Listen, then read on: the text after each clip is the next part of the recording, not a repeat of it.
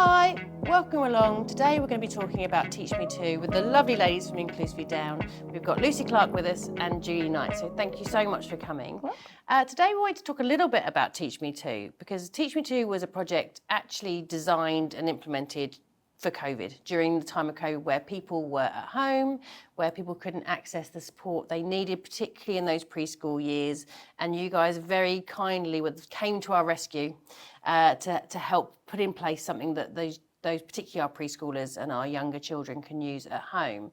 And it kind of grew from there. So can you talk to me a little bit about where you think the Teach Me Too lives now in the world? Now, in a post-COVID world, what is Teach Me Too and how can it benefit those that use it?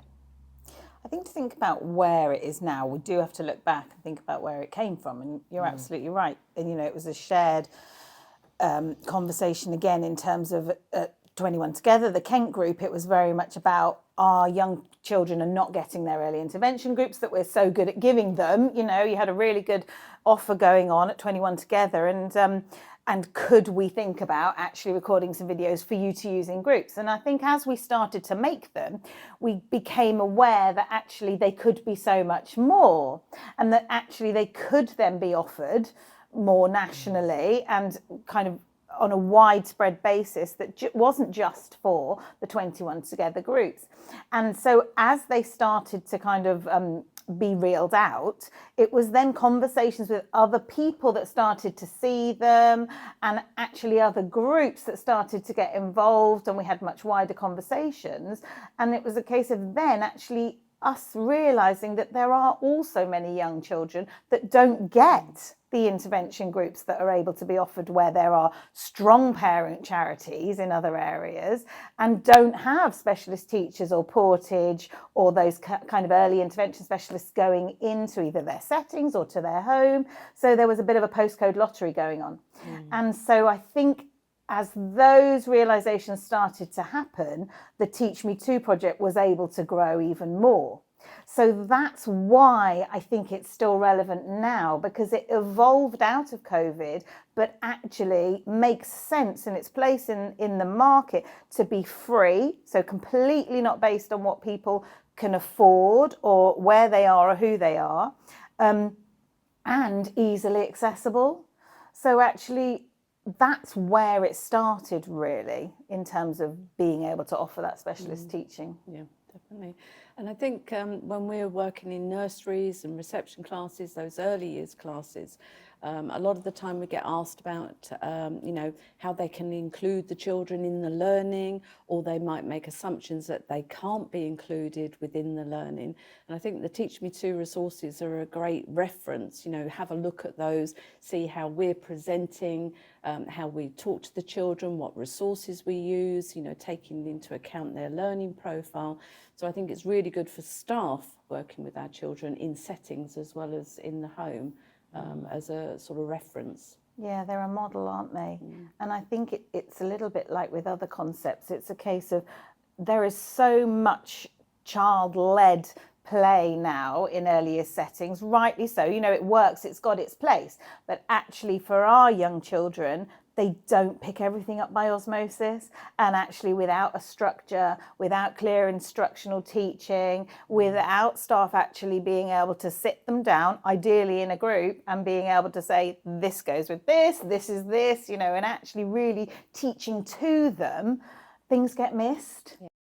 It's scaffolding that play, isn't it? 100%. And it's 100%. scaffolding that communication. Actually, interestingly, some of the research that we did in Hertfordshire, the local authority, all the schools using it and nurseries using it, one of the biggest things came out of that was actually staff confidence. Yeah. And the staff confidence then to be able to take that way of approaching learning and that way of, and actually, interestingly, speed and pacing of a session.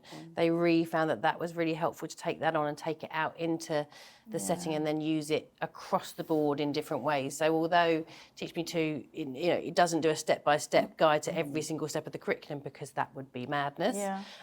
What it has done is allow people to then just take those strategies that you guys give them in the videos and then use them across, and that came across really strongly, which can only be a good thing for the children that they're working with. Yeah, I think we've had parents say the same thing, that actually it changed the way they were teaching or talking to their children. And actually it made them realise they should slow down and actually be more explicit in the way they're talking, and actually just give the children time to pick up the concepts and be more repetitive, not to be afraid to be more repetitive. I think people worry about repeating things that the children are going to get bored, and actually, we talk about repetition with variety and still teaching the same concept.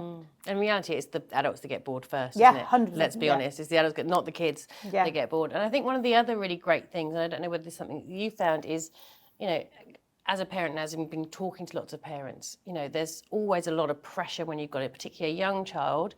Potentially there's other health needs going on, potentially other children in the family. Frankly, having young children is tiring enough. Having young children with SEN can be a whole different ball game. But actually then there's that pressure to kind of sit down and do education activities with your child. And there's something really quite lovely about being able to put the video on and work alongside them rather than being the focus point. Because for a lot of our kids, as parents, they don't necessarily see us as an educator or a focus point. It's not something they necessarily want to do with us. And actually, we found it super effective having that, being that supporting adult rather than the leading adult. Takes the pressure off thinking, oh God, what should I do with them today? Do I need to do this? Do I need to do that? You've got the resources there. You can use them. It's kind of, ready to go, and that pressure coming off of parents has been huge. Yeah, absolutely agree. And of course, parents are first teachers and actually the most important people in that child's life. And we always recognise that's one of the things we really try to work between schools and families, because it's so important. Schools can forget sometimes that parents actually know the most about their child and need to be listened to. But you're right, the pressure there on them to actually always be teaching as well as parenting is massive and so hard, especially for parents that are then trying to work and everything else and have got multiple other children, and it's just so tricky. And I think that's it with Teach Me Too. It was one of maybe the first kind of resource sets that actually the child can sit down in front of. And you're absolutely right, it takes that pressure off and suddenly the parent becomes the supporter instead of having to do it, which actually can help some children relate much better to a concept. So yeah, definitely. I think that's a really important part of it. Yeah. And I think a lot of the videos actually demonstrate how a lot of that learning can be done at home through, other ways, through play, like the Teddy Bears Picnic, for example. Just getting alongside and playing and bringing in all those counting skills and that one-to-one correspondence, etc. So I think that's really valuable for the parents. But I also think in school it's about raising expectation as well with our young children in those early years, that they can actually engage. And I think the videos are a great way of, teaching that joint attention, that shared attention, and just raising that expectation. So they're ready to go into the next stage in education, ready for more formal learning.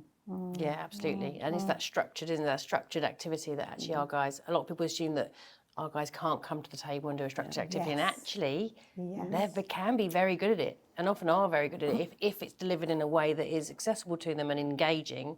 They're actually, it can be a real strength. I remember when I think it was Series 2 came out with the Teach Me Too stuff, and we had one young lady who went, after you're doing heavy and light, had spent pretty much I've got an email in saying, loved the heavy and light, but thanks very much. She spent the entire afternoon going into the pantry, bringing things out, saying, this one's heavy, this one's light. So it's just, it's all about how they can engage it into their day, isn't it? That And actually using again. it. Absolutely. Brilliant opportunity. And that's the thing, it's not just about sitting down in front of a video, it's taking it forward, personalising and generalising. Absolutely, that's so important. Fantastic. Love that. Great. Well, thank you so much for coming along today. We really appreciate it. If people want to get in touch, knowing a bit more about what Inclusive with Downs can offer them, how do they do that? The website, inclusivelydown.co.uk, and email us. Happy to be emailed on contact@inclusivelydown.co.uk. Brilliant. And if anyone wants to get involved and have a little bit more of a look at Teach Me Too, they can do that on the Learn and Thrive website. So that's www.learnandthrive.org.uk. Brilliant. Thanks so much. Thank you.